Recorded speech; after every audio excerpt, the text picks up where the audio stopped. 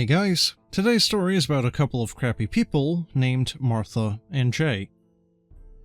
So, I was gaslit, plain and simple. And the longer that I'm out of my 7-year D&D group, the more I've been able to come to terms with, and I don't really like this term, toxic people. This story focuses on the DM and his spouse, who we're going to call Jay and Martha. And we'll be talking about Jay, the DM, first. And all of the following is in no particular order.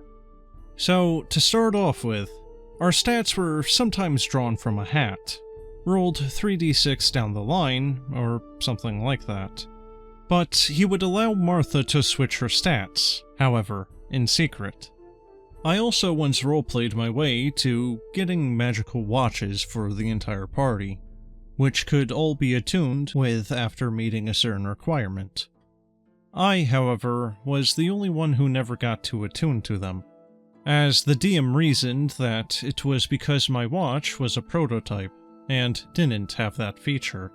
Later on, he just told me that he forgot.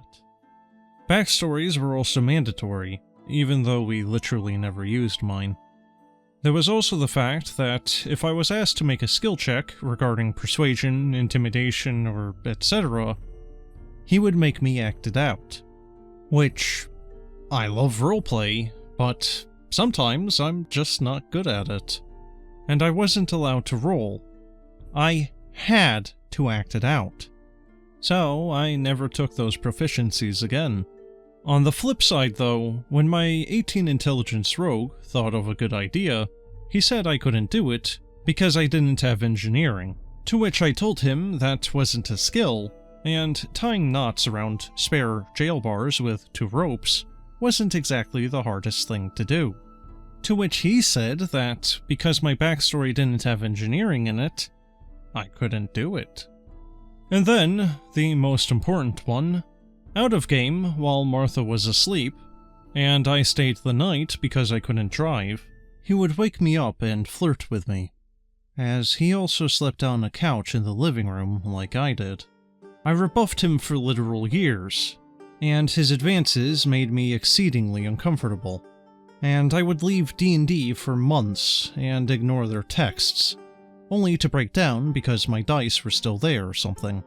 Later on, and more recently, he and I would text at night because I was having problems regarding the passing of my boyfriend, and my declining mental health.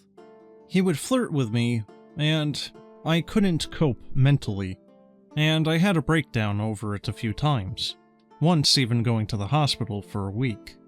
Eventually, his spouse found out about the flirting, kicked me out of the group, and called me quite a few dirty words over text. Speaking of which, Martha was no gem herself. She was incredibly abrasive and intimidating. She also didn't have very many friends, couldn't hold a conversation, and hid her insecurities by name-calling, and also by doing things like this. For one, she would read my character sheet to attempt to exploit secrets of my character. For two, I was once given a secret flaw from failing a saving throw, and every time I would pass the DM a note about it, she would interfere. She would mad dog my character, and wouldn't let me leave her sight when we had downtime. She also didn't like the way that I played my character, and what she didn't like specifically was that my character was saving money to purchase a magic item, instead of spending my share of money on her. She also didn't like how I played my other character, who was a thief. She had 16 intelligence, and was the de facto puzzle solver. Martha, however, wanted to be the puzzle solver. I told her that it was a group effort, that I was just usually the first one to try to solve.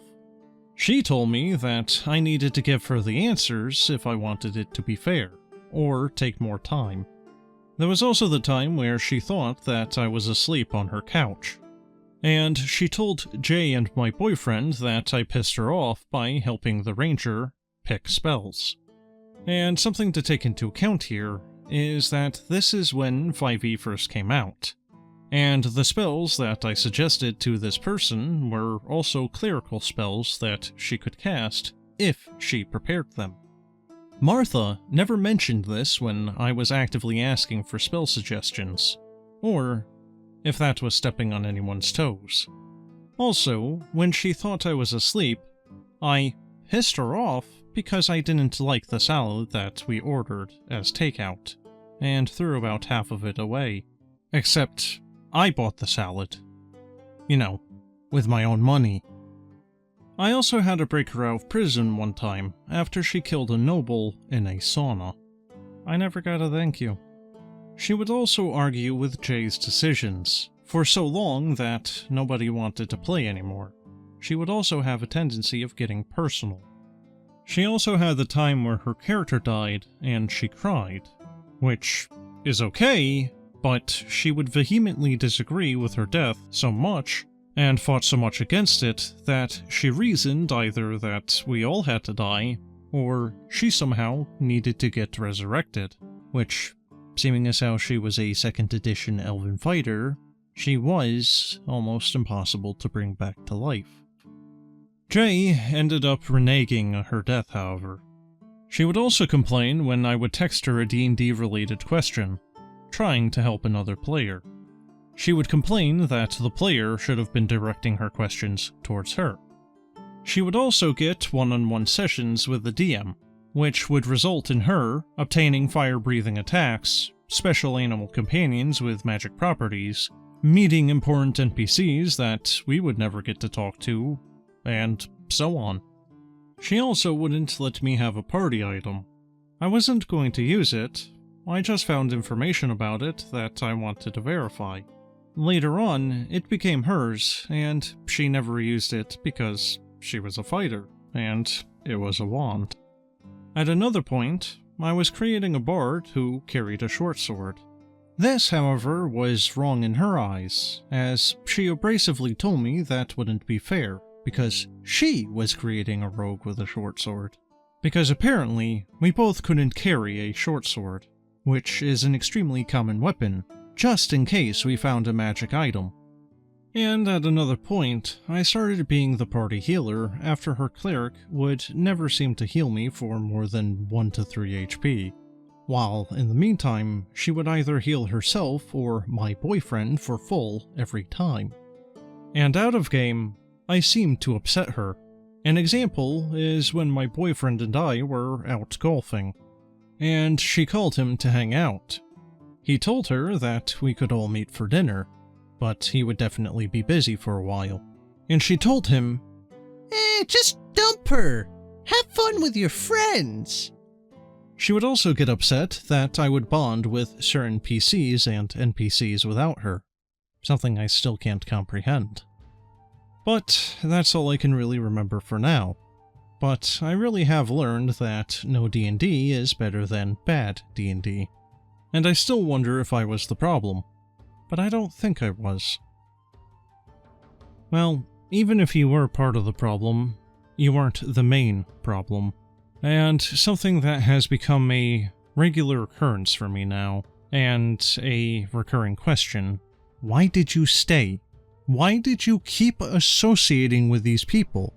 They were very obviously not your friends. Especially considering that they seem to only be friendly with your boyfriend, or at the very least Martha was, maybe a bit too much, and then Martha's significant other seemed to be a wee bit too much into you. You should have stopped associating with these people very early on, let alone for how long this apparently went on for. I mean, really, if Jay was hitting on you for years and it made you uncomfortable, then why keep subjecting yourself to that? D&D isn't worth the strife, even if you have a massive hankering for it. No D&D is better than bad D&D. You also shouldn't have bloody well started texting Jay. But yeah, I'm done. Have a good one, guys.